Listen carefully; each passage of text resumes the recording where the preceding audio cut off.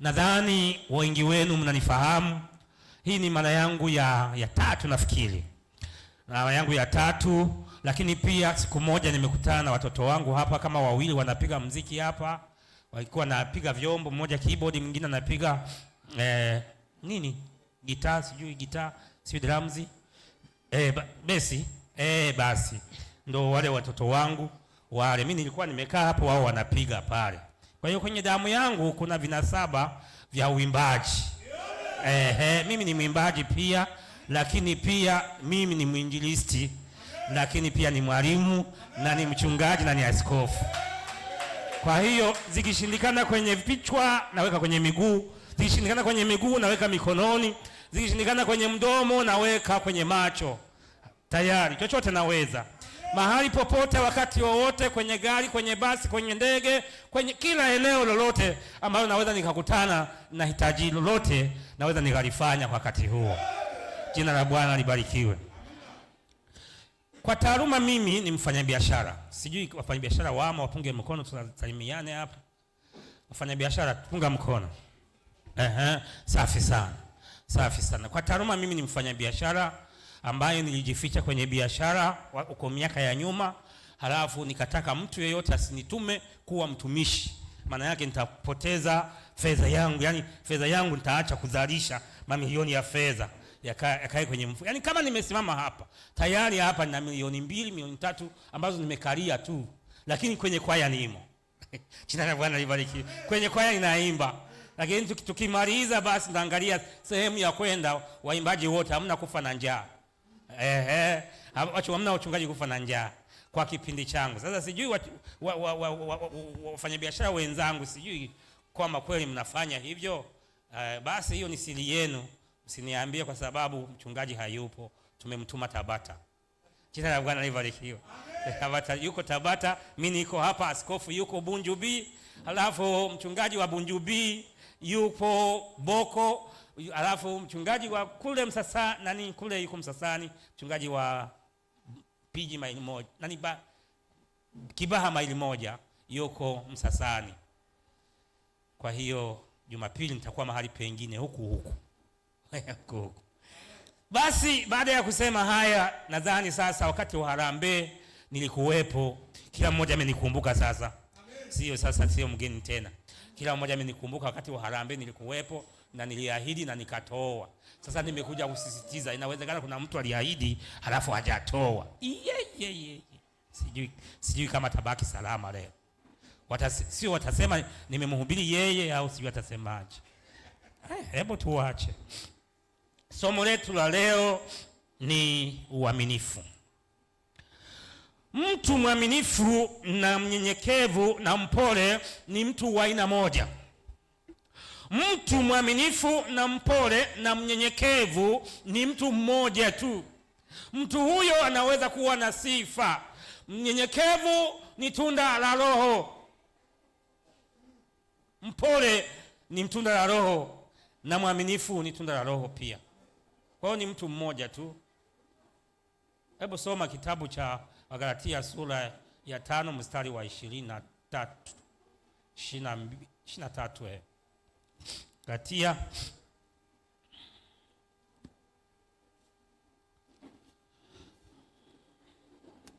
Wagalatia.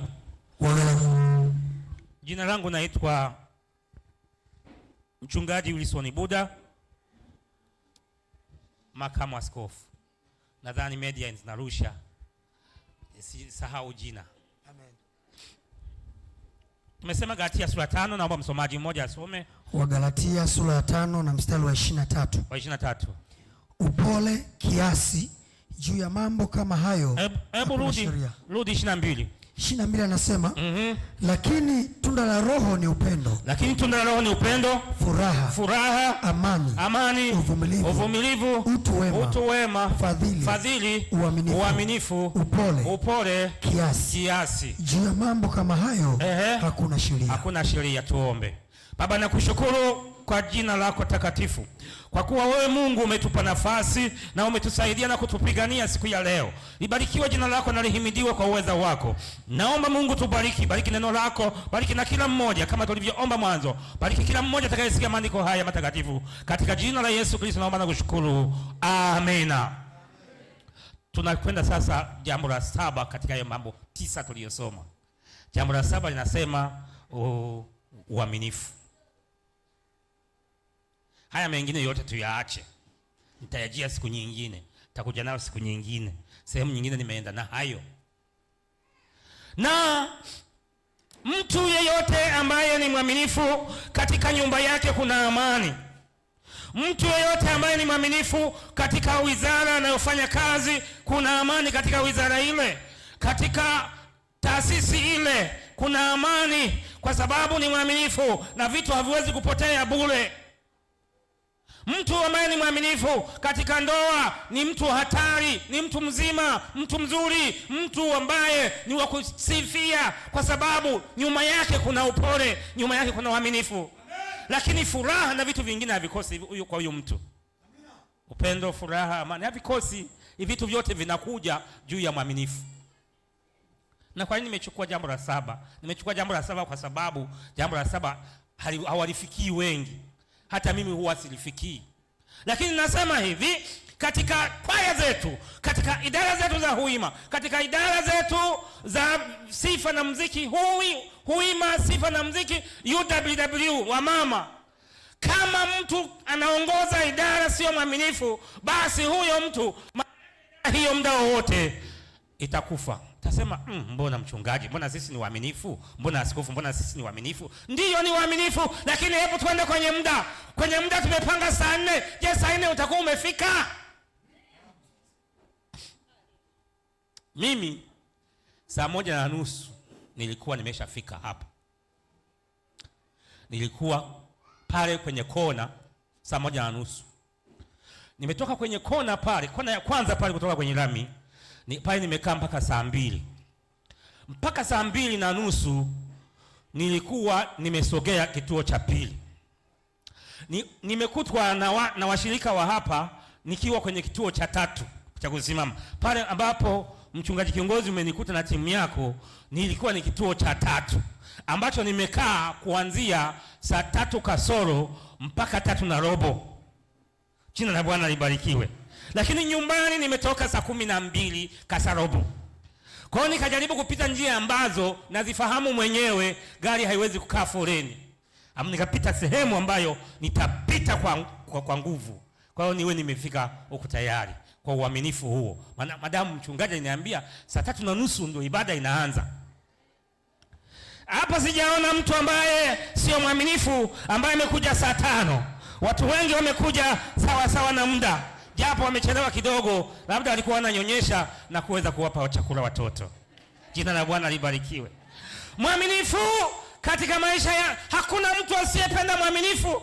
Mimi napenda mwaminifu, wewe unapenda mwaminifu. Kwa wachumba na wanandoa, hakuna mtu ambaye ataoa mtu asiye mwaminifu. Hakuna mtu ambaye anapenda kuolewa na mtu asiye mwaminifu. Kweli sio kweli? Mwaminifu ana soko, naweza kaolewa au akaoa. Mwaminifu anachumbiwa. Mimi kwa sababu ni mwaminifu, sikuhangaika na kuchumbia. Mimi sijahangaika, wazee wenzangu. Mimi kwenye kuchumbia sijahangaika. Sijahangaika. Hata kidogo sijahangaika. Ila nimechumbiwa sana. Sana tu nimechumbiwa. Sana, lakini chagua mwenyewe. Mwaminifu wakati wa biashara, mwaminifu kila mtu. Hata Wahindi wa Kariakoo walipenda tufanye nao kazi. Weusi ndio usiseme. Tufanye na chukua mali utaleta. Na kweli mali nilizichukua na nilitajirika haraka sana kiasi ambacho watu walisema huyu labda huyu tu ni huyu bila shaka huyu tu ni Freemason. Huyu na ndagu. Lakini nikienda kuchukua mali za milioni kwa mtu, baada ya wiki 2 wiki 3 nimeshamrudishia kila kitu. Ndio hanidai. Kwa hiyo mwaminifu ana soko. labda hapa kwa lala, labda ndio hana soko mwaminifu.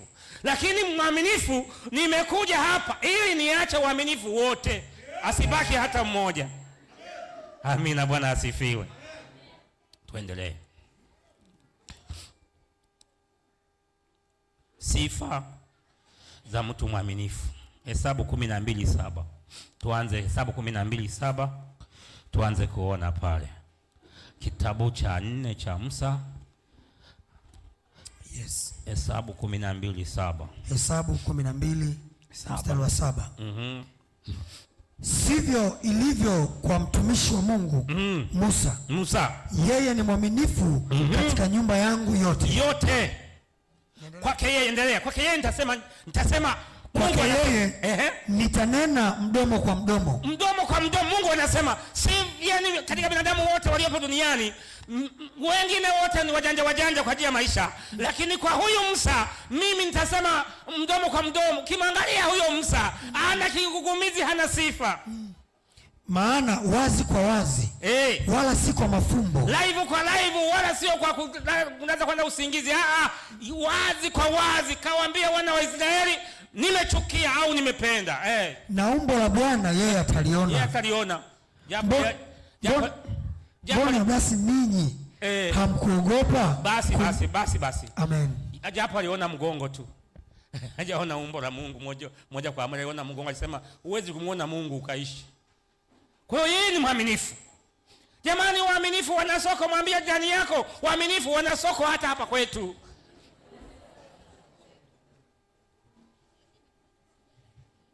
Baada ya kanisani ninakochunga, baada ya kuona mimi ni mwaminifu, utashangaa mimi ndo nakuwa mhasibu. Wakati wa hasibu ninao rundo wa kila idara.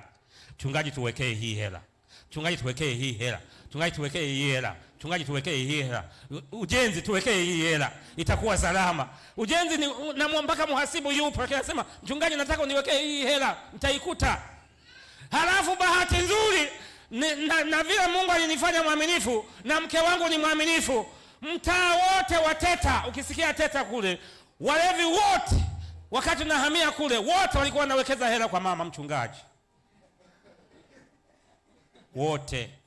Mpaka leo washirika wanawekeza hela kwa mchungaji. Wanajua na yeye ni mwaminifu. Jina la Bwana libarikiwe. Yaani kuna raha kama mwanamke ni mwaminifu na mwanaume ni mwaminifu. Watu watawekeza hela, kwa hiyo nyumba yenu haitakaukiwa na hela. Mtakuwa na hela kila siku kwa sababu hii uaminifu. Mtakuwa mnajiazima huku na kule, mnakumbuka kurudisha ifikapo kwa wakati. Jina la Bwana libarikiwe. Tuna waaminifu wawili katika Agano la Kale. Kuna Musa, halafu kuna mtu mwingine Ayubu, halafu kuna mwingine watatu. Mbona msemi Yusufu? Yusufu ni mwaminifu. Sasa kwa Ayubu, hebu tuangalie Ayubu 2:3. Ayubu 2:3. Tusiseme hewani. Watu waaminifu wapo kwenye maandiko. Biblia unabeba nao kila siku, na simu uliobeba. Nilikuwa na hesabu simu hapa, niliona simu za wakina dada 7. Ila kina baba alikuwa amezikalia, sikuziona. Ila hapa niliona 7 zina rekodi. Zilikuwa zinamrekodi yule rafiki yangu yule. 7 niliziona. Kwa hiyo au mna Biblia, mnabeba maandiko, kwa hiyo mnayajua tu. Ayubu sura ya 2 na mstari wa 3. Bwana akamuuliza Shetani, je, umemwangalia huyo mtumishi wangu Ayubu? Kwa kuwa hapana mmoja aliye kama yeye duniani. Hakuna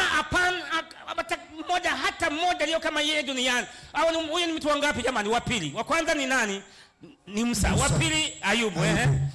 Mtu mkamilifu na mwelekevu, mwenye kumcha Mungu na kuepukana na uovu. Naye hata sasa anashikamana na utimilifu wake. Mkamilifu, mwaminifu, mnyenyekevu, mtulivu. Ujapokuwa ulichochea juu yake ili nimwangamize pasipokuwa na sababu. Asante sana. Nataka kusema hivi, waaminifu, wakamilifu wanajaribiwa, lakini sio kwamba wakijaribiwa sasa ndo wafie pale. Wanavuka, wanashinda. Sio kama unapokuwa mwaminifu basi ndo sasa uweze kujaribiwa. Lazima ujaribiwe. Yesu ni mwaminifu, alijaribiwa. Ayubu alijaribiwa. Nani Yusufu alijaribiwa. Hebu tuangalie Yusufu wa Agano la Kale. 39 Mwanzo, kitabu cha Mwanzo 39 na mstari wa ngapi? Msema mwenyewe huko. Si tunaimbaga kila siku. 39 Mwanzo mstari wa kwanza. Tuanzie mstari wa kwanza hadi wa 12. Soma msomaji wetu. Basi Yusufu akaletwa mpaka Misri. Naye Potifa akida wa Farao, mkuu wa askari, mtu wa Misri, akamnunua mkononi mwa hao wa Mishaeli waliomleta huko. Bwana akawa pamoja na Yusufu, naye akastawi. Naye alikuwa katika nyumba ya bwana wake yule Misri. Ndio bwana wake akaona ya kwamba Bwana yu pamoja naye, na ya kuwa Bwana anafanikisha mambo yote mkononi mwake. Ndio Yusufu akaona neema machoni pake, akamtumikia. Naye akamweka awe msimamizi juu ya nyumba yake, na yote yaliyomo akayaweka mkononi mwake. Ikawa tokea wakati alipomweka awe msimamizi juu ya nyumba yake na vyote vilivyomo, Bwana akabariki nyumba ya yule Misri kwa ajili ya Yusufu. Mbaraka wa Bwana ukawa juu ya vyote alivyonavyo katika nyumba na katika shamba. Akayaacha yote aliyokuwa nayo mkononi mwa Yusufu, wala hakujua habari za kitu chochote chake ila hicho chakula alichokula tu. Naye Yusufu alikuwa mtu mzuri na mwenye uso mzuri. Ikawa baada ya mambo hayo, mke wa bwana wake akamtamani Yusufu. Akamtamani huyo, akamwambia lala nami. Lakini Yusufu akakataa. Akamwambia mke wa bwana wake, tazama, bwana wangu hajui kitu kilichowekwa kwangu nyumbani, na vyote alivyo navyo amevitia mkononi mwangu. Hakuna mkuu katika nyumba hii kuliko mimi, wala kunizuilia kitu chochote ila wewe. Kwa kuwa wewe u mkewe, nifanyeje ubaya huu mkubwa, nimkosee Mungu? Akawa akizidi kusema na Yusufu siku baada ya siku, lakini hakumsikia alale naye wala aongee naye. Ikawa siku moja akaingia nyumbani, atende kazi yake, wala hapakuwa na mtu katika watu wa nyumbani humo. 12 Huyo mwanamke akamshika nguo zake akisema, lala nami. Yusufu akaiacha nguo yake mkononi mwake, akakimbia akatoka nje. Basi asante sana. Akasema, nitendeje uovu mkuu namna hii? Akakimbia akamwachia kanzu na nguo na nini, akamwachia. Biblia inaandika mara moja, lakini sio mara moja tu. Alikuwa kila mgeni akija namwambia, hapa nina handsome. Bahati mbaya nimeongea kia. Hapa nina handsome. Ebo Yusufu njoo. Yaani naonyesha, nakaona kalivyokaa vizuri. Yaani kila mgeni akija, basi yule mama alikuwa anaonyesha, ona Mwebrania huyu. Ona Mwisraeli huyu. Ona alivyokuwa mzuri. Sasa mwaminifu anajua mambo ambayo amesimamia. Mwaminifu anajua mipaka. Mwaminifu anajilinda. Mwaminifu anajua unyenyekevu. Mwaminifu anazalisha. Mwaminifu anazalisha mapato. Mwaminifu, kuku wanataga sana, bata wanataga, nyau nao pia wanaongezeka. Mwaminifu,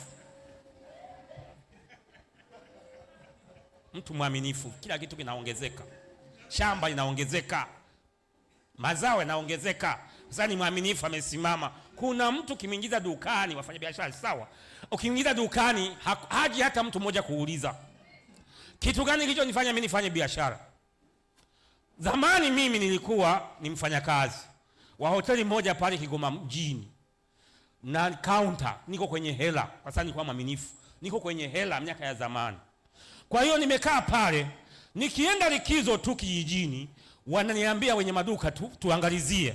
Halafu nikibaki pale nikiwaangalizia, nauza vitu vingi sana, nakuta hela nyingi kwa muda mfupi. Wanasema kwa muda huu tu ambao umebaki, nimekuta hela nyingi, kila mtu amekuja kuongea na wewe, akanunua vitu. Wewe ukianzisha biashara, na biashara inaweza ikawa kubwa. Nikasema kumbe haya, na mwaka wa kwanza, mwaka wa pili, mwaka wa tatu, kila mtu anataka sasa niwe naenda kukaa kwake kwenye kibanda chake, kwenye duka lake. Kwa hiyo nikasema kumbe nina bahati.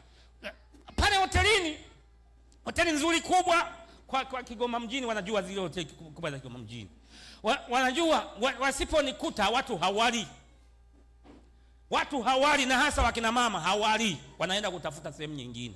Hawali. Nini? Na hubiri Injili na kusonta vidole watu kwamba jamani, msifikiri tunaishi kwa kula tu. Hata ufalme wa mbinguni upo. Kwa Injili bado nilikuwa naenda nayo tu mahali popote. Kila wakati na kila mahali. Kwa hiyo haikuwa hivyo tu. Kwa hiyo sasa mwaminifu, mimi nikaingizwa kwenye biashara na marafiki. Wakanipenda, niambia anza, nikaanza. Nilikwambia kwamba nilikuja Dar es Salaam kwa 7,000 Dar es Salaam. Nimehamia Dar es Salaam nikiwa nimeanzisha mtaji wa shilingi 7,000 mpaka leo. Wakati wachungaji tunahangaika. Wachungaji tunahangaika jamani. Tunahangaika. Mimi nimeanza kazi ya uchungaji mimi nikiwa na gari langu na nyumba yangu. Hii ramani ya Sinza, lakini sio ramani za kisasa. Nyumba yangu, kiwanja changu, kila kitu cha kwangu. Ndio nimeanza huduma. Kwa hiyo sasa huduma sikuitegemea sana, ila sasa hivi naitegemea sana. Sema amina. Amina. Naitegemea sana. Na mwaminifu, mtu mwaminifu, huyu mpendwa wetu. Unakumbuka tumeshasema watu wangapi? 3. Tumesema 3. Tukone Yusufu wa Agano Jipya. Yusufu wa Agano Jipya ni mume wa Mariamu. Pale tunapata waaminifu wawili. Tunapata Mariamu alikuwa bikira mwaminifu. Sasa wasichana walioko humu kweli ni waaminifu? Katibu. Wasichana waliomo humu kanisani ni waaminifu wote? Sema ndio, sisi ni waaminifu. Kwani mnakataa nini? Sema ndio, ni waaminifu. 1 2 3. Ndio, ni waaminifu. Basi hebu tuone wakina mama walioko humu. Wakina mama walioko humu ni waaminifu? Ndio, ni waaminifu. Mbona nasikia tu sauti ya watu wawili? Wengine sijui wanaumwa koo. Wababa walioko humu kanisani leo tuseme waaminifu. Tunawakilishi wenu ambaye alimzaa Yesu. Unajua, sisi wanaume niwaambie jambo moja ambalo mlikuwa mnalijua au mlikuwa mlijui. Yusufu, acha yule wa Agano la Kale. Yusufu wa Agano Jipya, ukoo wa kikuhani. Yusufu yule ambaye mume wa Mariamu, aliyemlea Yesu,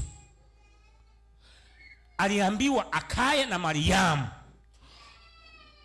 mwaka mzima, miezi 9 bila kugusana na nani? Na Mariamu. Mtoto, mnajua mtoto atakuwa muda gani bila kugusana na nani? Na Mariamu. Kwa hiyo Yusufu wa Agano Jipya ni mwaminifu kama mfalme wa Agano Jipya Yesu Kristo ni mwaminifu. Kawaida ya mwaminifu huzaa mwaminifu. Au mnasemaje? Yusufu alikuwa mwaminifu na Yesu alikuwa ni nani? Mwaminifu. Mungu alikuwa ni mwaminifu. Mungu mpaka sasa hivi ni mwaminifu. Yeye ni wa kuaminiwa. Na Yesu Kristo ni nani? Mwaminifu. Haya, ninyi wewe unaitwa nani? Frank, wewe unaitwa nani? Francis, una mtoto? Huna mtoto? Ama ina mtoto? Nirudi huku, naona wana watoto. Eden ana watoto. Eden simama. Eden kama ni mwaminifu na mtoto anayezaa atakuwa mwaminifu, kweli sio kweli? Atakuwa jizi? Basi mwaminifu. Mwaminifu huzaa mwaminifu, kama ilivyo kawaida nyoka huzaa nyoka. Pepo huzaa pepo.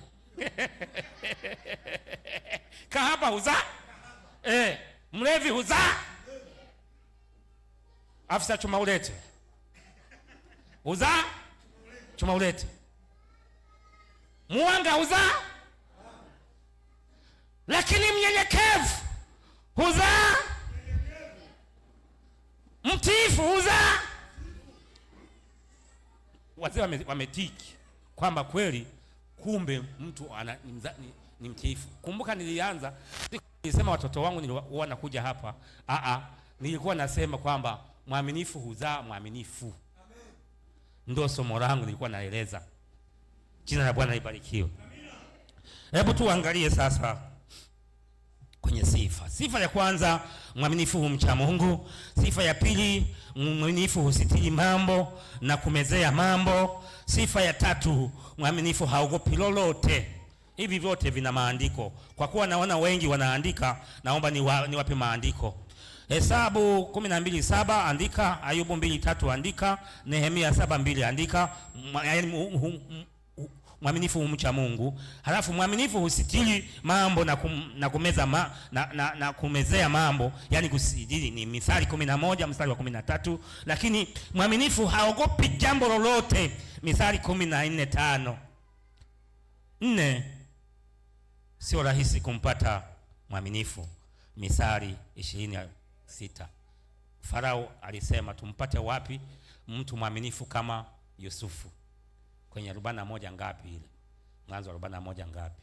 Tumpate wapi mwaminifu, mtu mwaminifu kama Yusufu? Mnaona sasa? Tuendelee. Mungu atatutumia tukionyesha uaminifu katika maisha yetu. Mungu anaweza kututumia tukionyesha uaminifu. Kwanza, Mungu anaweza kututajirisha. Watoto wetu wakasoma na wakafaulu, wakaenda mpaka vyuo vikuu. Ndiyo, kwa sababu ya uaminifu. Uaminifu katika maeneo mbalimbali, katika sadaka, katika mafungu ya 10, katika uimbaji, katika huima, katika uendeshaji, katika uhubiri, katika sehemu. Hakuna sehemu nilikopangwa sikufanya vizuri, hata sehemu moja. Ila nilikataa tu kufanya kazi ya halmashauri. Ile kazi ya halmashauri nilikuwa nimepangiwa soko la Mwandiga, nikatoze ushuru, nilikataa. Kwa kuwa nilikuwa chini yao mle, lakini nilisema hapana. Mimi naona sana maono nikiwa nimelala. Kwa hiyo kazi ambayo hainipeleki mbinguni sifanyi. Kwa hiyo niliwakatalia, nilisema mimi nitabaki hapa, nikichoka taenda kulima. Jina la Bwana libarikiwe. Kazi ambayo haikulipi achana nayo. Wengine wamechagua kazi za kujiuza, na wengine mpaka miaka yetu ya nyuma, ile miaka ya zamani naikumbuka, viparo, kitembea na kipara tu kama mimi hapa, nisingefika huko. Wangekuwa wameshanichukua muda mrefu. Wanachagua kuchukua vipara vya watu. Kuna kazi nyingine ambayo ni mbaya. Watu waaminifu huwa wanaridhika na walichonacho. Jamani, mwaminifu huridhika na nini? Na alichonacho. Mwaminifu huridhika na alichonacho. Lakini sitakuwa nimewatendea vizuri nikisema tusikomeshe kwanza ukosefu wa uaminifu. Tukomeshe ukosefu wa uaminifu. Tuanze kwanza kukomesha. Hesabu 16. Tuangalie Hesabu 16. Kuna mtu mmoja alijichanganya pale, uaminifu ukamshinda. Hesabu 16:1 hadi 3. Halafu taruka utaenda 8 hadi 11. Hesabu 16:1 hadi 3. Basi Kora mwana wa Ishali, mwana wa Kohati, mwana wa Lawi, akatoa watu pamoja na Dathan na Abiram, wana wa Eliabu na Oni mwana wa Peleth, waliokuwa wana wa Rubeni, nao pamoja na watu kadhaa wa kadha wa wana wa Israeli, watu 250, wakuu wa mkutano, waliokuwa wateule wa mkutano, watu wenye sifa. Wakainuka mbele ya Musa, nao wakakusanyika kinyume cha Musa na Haruni, na kuambia, ninyi inawatosha, kwa kuwa mkutano wote ni mtakatifu, kila mmoja miongoni mwao Bwana naye yu kati yao. Ni nini basi kujitukuza juu ya mkutano wa Bwana? 8. Musa akamwambia Kora, sikiliza basi, enyi wana wa Lawi, je, mwaona kuwa ni jambo dogo kwenu kuwa Mungu wa Israeli amewatenga ninyi na mkutano wa Israeli ili apate kuwakaribisha kwake, ili mfanye utumishi wa maskani ya Bwana na kusimama mbele ya mkutano ili kumtumikia, tena ya kuwa amekuleta uwe karibu na ndugu zako wote wana wa Lawi pamoja nawe? Nanyi je, mwataka mkusanyike kinyume cha Bwana na Haruni? Je, yeye ni nani hata mkamnungunikia? Kisha Musa akatuma kuwaita Dathani na Abiramu wana wa Eliabu, nao wakasema, hatuji sisi. Je, ni jambo dogo wewe kutuleta kutoka nchi iliyojaa na maziwa na asali ili kutuua jangwani? Lakini pamoja na haya wajikuza mwenyewe uwe mkuu juu yetu kabisa. Kisha hukutuleta katika nchi iliyojaa na maziwa na asali, wala hukutupa urithi wa mashamba ya mizabibu. Je, unataka kuwatoboa macho watu hawa? Hatuji. Musa akakasirika sana, akawaambia Bwana, usikubali sadaka yao.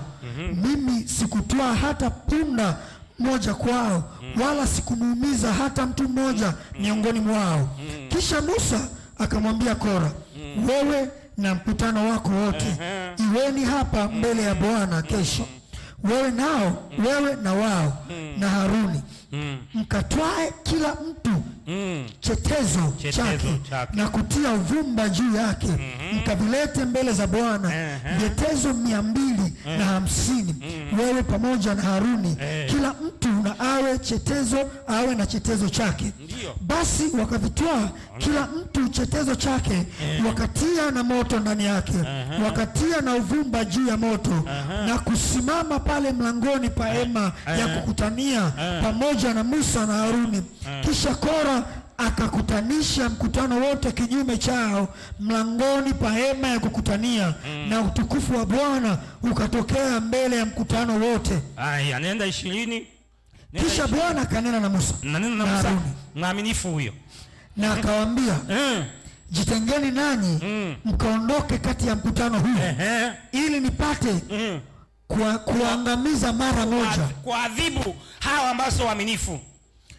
Nao wakapomoka kifudifudi. Mtu mmoja. Nenda 28 anasema, Musa akasema, kwa jambo hili mtajua ya kwamba Bwana amenituma ili nifanye kazi hizi zote, kwa kuwa mimi sikuzifanya kwa akili zangu mwenyewe. Ndio. Sasa hapa tunataka kuzungumza juu ya watu watata, wabishi, jeuri, ambao sio waaminifu katika nyumba ya Mungu, katika kanisa, katika idara zetu za vijana, katika idara za wamama, katika idara za kanisa, katika serikali za mitaa, katika nchi yetu ya Tanzania, katika dunia nzima, sekta mbalimbali. Tunataka kuangalia sasa watu jeuri ambao sio waaminifu, wanaopambana na kiongozi wao. Hapa wanapambana na Musa, lakini Mungu alishamwambia Musa, ikiwa watu hawa wamekukataa wewe, basi wamenikataa mimi nisiwe Mungu wao. Yaani alishamwambia Musa hilo. Kwa hiyo Musa anajua kwamba watu hawa wanapambana na Mungu, hawapambani na mimi. Kwa hiyo hawa watu watakufa kifo ambacho hawajawahi kufa kawaida. Toka 29. Hesabu 16:29, kifo cha tofauti. Anasema 29. Kama watu hawa wakifa kifo cha siku zote, kama watu wote wafavyo, au kama wakipitilizwa, hakuna mazishi kwa mapitilizo ya watu wote, hapo basi Bwana hakunituma mimi. Kwa watu 250 hawa, Kama watakufa mpeleke mazishini pale juu. Nimeona kuna mazishi pale, nimeona kuna makaburi pale. Kama mtaona watu wakielekea makaburini kupeleka kwa Datani na familia zao, basi nitakuwa mimi sio mtumishi wa Mungu. Amina. Umeona sasa, mwaminifu anazungumza. Yesu ni mwaminifu na anazaa uaminifu, na watu wote ambao wanamtumikia Yesu ni waaminifu. Na ndani ya makanisa kuna waaminifu. Na hapa kwa Lala kuna waaminifu wengi. Amen. Ila hawajitambui, lakini labda nikizungumza haya watajitambua. Tutaanza mwaka huu na waaminifu sasa mara moja. Mpigie Bwana Yesu makofi, maana sasa tunakwenda kuwa waaminifu na kila mmoja anaenda kusimamia haki yake. Sasa anasema Musa anasema, sikilizeni nyinyi Israeli wote, muangalie sasa hivi, nataka hawa watu kwa sababu hawatii, nataka wafe kifo ambacho dunia nzima hajawahi kutokea mtu wa namna hiyo. Labda machimboni machimbo ya nani kule ndio wanakufa sasa hivi. Machimbo ya kule Kahama na Shinyanga ndio wanafukiwa na shimo, lakini ni wachache tu.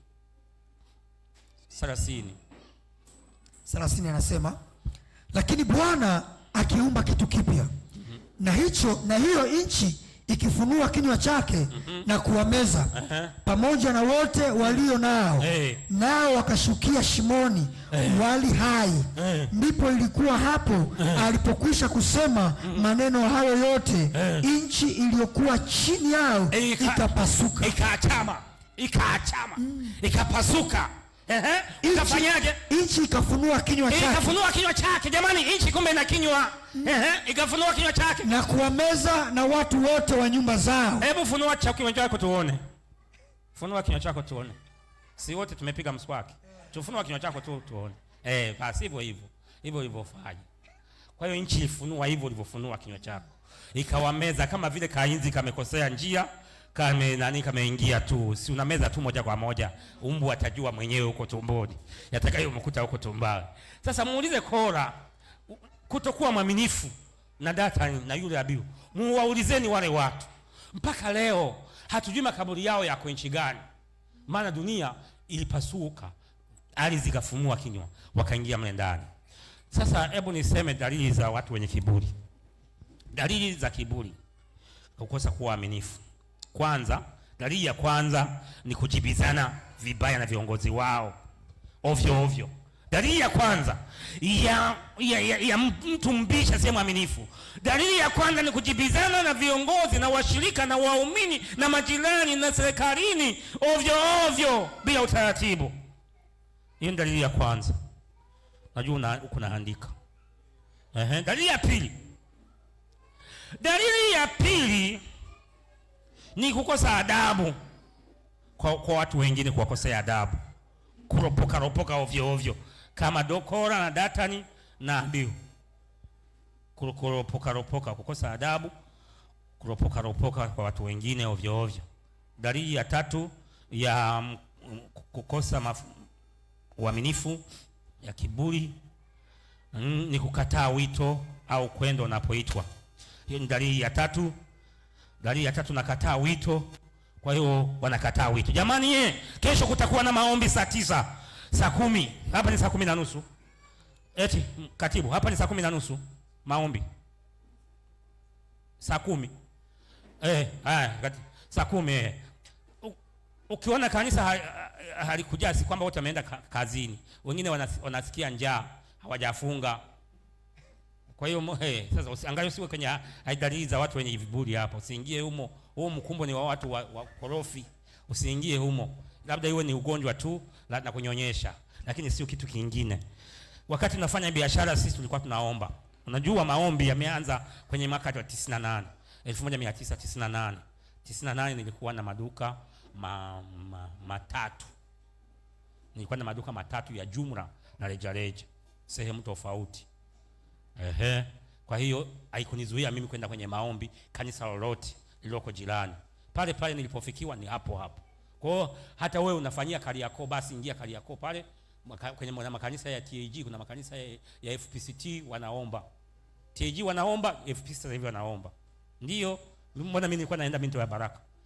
Wakati nachukua mizigo Kariakoo, nilikuwa naingia Mito ya Baraka kwenda kuomba. Tarehe zilikuwa zinagongana. Wao ni 21, sisi ni 40. Kwa hiyo nikinani naingia pale, naingia kuomba mito ya baraka kabla haja, sijui kama washahama au walihama. Tunakwenda dalili ya 3. Dalili ya 4, jiona wa maana. Dalili ya ukosefu wa uaminifu, kiburi. Na dalili za kiburi: kujiona wa maana, juu, au kujiona wa muhimu kuliko wengine. Ukiona watu hawana uaminifu, maana yake anajiona. Jamani, Jumatano siku ya ibada, hata kwambia hayo mambo yalikuwepo. Mwingine mpaka Jumapili anasema kulikuwa na wageni. Mgeni gani asiyejua mchungaji Buda kwamba nakuwa kanisani? Mimi nilikemea zamani sana. Tena hawa wazee hawakunichagua bahati mbaya kuwa makamu askofu. Hawa walilenga kabisa mahali pake. Yaani mimi kitu ninavyovikataa vyote nilikataa kuanzia nikiwa mshirika. Unajua nilipatizwa mwaka gani? 1984.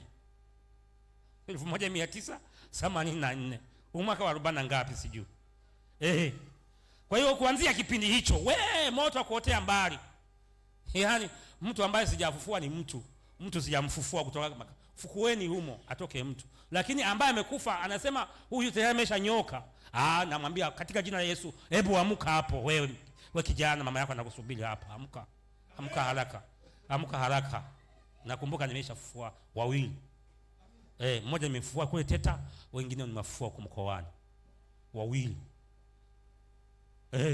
Lakini nilichimba sana dawa anazotumia.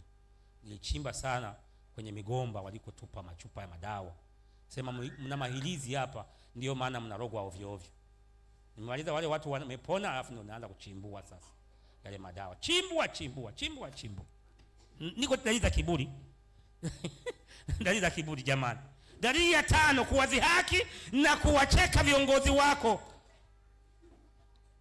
Kumbuka nimesoma Hesabu 16:1 ni wakina kwa na Datani. Nimechukua dalili zao wale waasi wale kufa kifo cha tofauti. Najua hicho kifo wewe huwezi kufa. Huna ubaya namna hiyo kupinga Mungu namna hiyo. Wewe unampenda Mungu. Kwa hiyo nimechukua ile mstari. Dalili ya 6, kujiona unafaa kuliko viongozi wako. Dalili ya 7, kuwakosoa viongozi wako mara kwa mara na kujiona wewe ndo unafaa. Nataka niwaeleze wachungaji wenzangu jinsi ambavyo mimi nawasaidia watu wenye degree na PhD. Upo mtumishi wa Mungu, upo na wewe wa Morogoro. Najua ninyi hatutaonana tena, ila hawa tutaonana. Huwa tunaonana mara kwa mara. Hawa wengine huwa lakini ninyi huwa tuonani mara kwa mara. Labda kwenye television, kwenye video na television mnaweza mkaniona mkichukua namba yangu ya simu. Ni hivi, kama mtu ana masters, ana degree moja, na mimi watoto wangu wote karibia wote wanazo degree, lakini kazi ambayo nitawapa mimi mwenye diploma, wakiifanya wakipata 100 kwa 100, basi Mungu atakuwa amewasaidia sana kwa ufasaha wa kiroho. Mtu ambaye unajua na degree, mpe aongoza wakina mama mwaka mzima, alete hesabu ya kina mama ni wangapi, na michango ya kina mama, na wiki ya kina mama, na kazi za kina mama, na shughuli za kina mama ifanye kwa usahihi, na degree yake. Huyo ukiona amefanya vizuri, weka tiki kwamba huyo nakubalika. Awe katibu, awe muhasibu. Hapo nimesemea wahima, nimesemea wasifa na muziki. Wape kazi. Unajua sisi wa Pentecoste hatuwapi kazi hao watu, naogopa watatupindua. Hawatupindui, wao unipindue mimi. Kwanza napindua chini, panageuka kuwa juu. Halafu hapo sijamgusa mtu. Utanipindua saa ngapi? Saa ngapi utanipindua? Utanionea wapi? Utanionea. Nakupa niletee hesabu ya kila mwezi, mapato na matumizi ya idara yako. Wewe si ujenzi, niletee ujenzi, mapato na mazuri. Wewe si mwenye kitu wa kina baba, basi niletee. Wakina baba ndio mara nyingi watu napenda kujiinua namna hii. Sasa dalili hizi hazikusomwa kwa Musa peke yake, kwa Waisraeli peke yake. Hata kwetu sisi pia zinatuhusu. Amina. Jina la Bwana libarikiwe. Hebu tuendelee, naona muda wangu sasa unakaribia kuisha. tunapaswa kuwa wafuatao. Jambo la kwanza, tuwe waaminifu katika wokovu. Wapendwa wangu, tuwe waaminifu katika wokovu ambao Yesu Kristo alijitoa na akatupatanisha na Mungu. Tulikuwa waasi. Tuwe waaminifu katika wokovu. Warumi sura ya 5 mstari wa 12 na 14 hadi 14. Warumi sura ya 5 tungeanzia 5:8. Sasa muda wewe, kwa kuwa nasoma haraka au jamaa anasoma, una degree moja sawa kabisa. Warumi sura ya 5 ndo kama wale na mstari wa 12. Neno la Mungu linasema kwa hiyo kama kwa mtu mmoja dhambi iliingia ulimwenguni. Anzia 8 basi, nimesikia unasoma vizuri. Anzia 8. Bali Mungu aonyesha pendo lake yeye mwenyewe kwetu sisi. Kwa kuwa Kristo alikufa kwa ajili yetu. Tulipokuwa tungali wenye dhambi. Basi zaidi sana kisha kuhesabiwa haki katika damu yake, maana yake uaminifu, tutaokolewa na ghadhabu kwa yeye. Kwa maana ikiwa tulipokuwa adui tulipatanishwa na Mungu kwa mauti ya mwana wake, zaidi sana baada ya kupatanishwa tukaokolewa katika uzima wake. Wala si hivyo tu, ila pia tujifurahisha katika Mungu kwa Bwana wetu Yesu Kristo, ambaye kwa yeye sasa tumepokea huo upatanisho. Kwa hiyo kama kwa mtu mmoja dhambi iliingia huko nyuma, huko Adamu, na kwa dhambi hiyo mauti, na hivyo mauti ikawafikia watu wote, kwa sababu wote wamefanya dhambi. Maana kabla ya sheria dhambi ilikuwamo ulimwenguni. Asante sana. Tuaminifu katika wokovu. Lakini jambo la pili, tuaminifu katika imani. Jamani, imani, kuwa na imani ya Kristo sio mashindano, sio vishindo, sio mbwembwe, sio mitindo kama waimbaji wanavyotufanyia kitu mtindo. Ndio, kuwa na imani ni kusimama kuamini kwamba Kristo atanisaidia. Mungu katika hili, Mungu atanisaidia katika uzazi, Mungu atanisaidia katika ndoa, Mungu atanisaidia katika mambo ya biashara, mambo ya kazini, Mungu atanisaidia. Aise, ukiwa mwaminifu, Mungu anapenda waaminifu. Anamwambia Mungu, unajua, anamwambia shetani, hivi unamwona yule mtu wangu Ayubu? Unamwona mtu Ayubu yule? Unamwona? Halafu Mungu kwa Yusufu hakusema kitu. Wakati Yusufu anaweka gerezani hakusema. Alimwacha tu aingie gerezani alafu aone cha moto. Umeona? Waaminifu Mungu anawapenda mno. Mwambie jirani yako, mwaminifu Mungu anampenda. Je, wewe unapenda? Je, unapenda kuwa mwaminifu? Mbona besi sisikii huko nyuma? Huko besi nasikia za wamama tu sisikii. Jamani, tuendelee. Jambo la pili, uwe mwaminifu katika imani. Jambo la tatu, tuwe waaminifu katika michango ya kanisa. Tuwe waaminifu katika michango ya kanisa, jimbo, taifa. Tuwe waaminifu katika michango hiyo. Hapo Mungu atatupenda. Lakini jambo la 4, tuwe waaminifu katika fungu la 10, sadaka. Bahati nzuri niko hapa jirani. Wameshafunika kumbe. Niko hapa ningezichungulia zile bahasha zile za fungu la 10. Sasa bahati nzuri wameshafunga, sioni. Wameshafunga, sioni. Siku nyingine mkiona nimekuja mfungue, nitazungumza kitu hapa. Bwana Yesu asifiwe. Tuaminifu katika fungu la 10. Fungu la 10 unalo mwenyewe. Mungu ameufanikisha kule ulikokwenda kufanya kazi, umepata hela yako, iwe ni mwisho wa mwezi, iwe ni mwanzo wa mwezi, iwe ni wakati wowote, umepata hela yako. Shilingi milioni 1 ni shilingi ngapi fungu la 10? 100,000, ameniambia 100,000. Wewe katibu na mpinga. Ni sawa? Haya, shilingi 100,000, umefanikiwa 100,000. Kikumi chake ni shilingi ngapi? Ukitoa 5,000 umeiba. Ni kama wakina nani? Kora na nani? Na data, maana yako unajikaribishia kifo. Unaua kifo. Wewe mwenyewe unasema sibarikiwi, mimi sibarikiwe. Wewe ndio mbaya. Wakati kwa data wako makaburini, Waisraeli waliendelea na safari kuelekea Kanaani. Safari sio kama iliishia pale. Safari ilienda, maana yake waovu wote wameshatoka. Na sisi hapa kanisani Kama mtu hatoi fungu la 10 vizuri, na nimbisha, napenda sana kubisha kuhusu vitu vya kanisa, Mungu anamuondoa haraka, na hama haraka sana, na hama kanisani haraka sana, na hama anahamia huko mbali kwenye kanisa lingine. Sijui hiyo kanuni mnaijua? Unahamia kwingine. Ndiyo. Kama sasa utakuta na yule naye anasema hivyo hivyo. Vile vile wote kanuni ni ile ile. Sisi tunakutana wote jimboni, taifa wote tunakutana, utakuta wote tunaongea neno lile lile moja, Biblia ile ile moja. Haya, kanuni ya 5 nasema tuwe waaminifu katika ndoa na familia baada ya sadaka, fungu la 10. Sadaka na fungu la 10. Sadaka za kawaida, shukrani na nini. Tuwe waaminifu pia kwenye ndoa. Simu yako hutaki mkeo aishike. Simu yako hutaki mmeo aishike.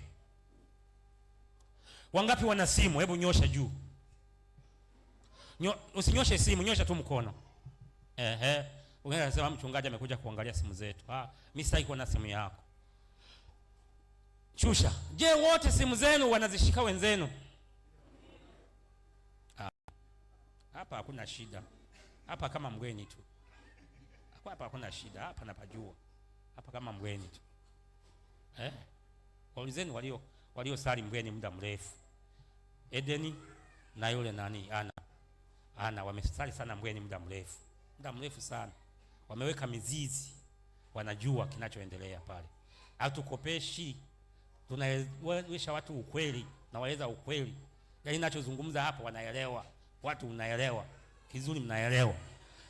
Katika ndoa uwe mwaminifu katika ndoa. Lakini jambo la 6, uwe mwaminifu katika ujana wako, wa kiume au wa kike. Wanaume, vijana wa kiume, nyosha mkono. Hakuna mbona waoga kunyosha? Kunyosha ni hivi, sio kuinua hivi. Hivi. Vijana wa kiume, nyosha. Kama na huyo hajaoa, nyosha hivi. Muaminifu. Hivi ninavyofundisha uaminifu, ndugu zangu, ukiwa mwaminifu hautachumbia, watakuchumbia wenyewe.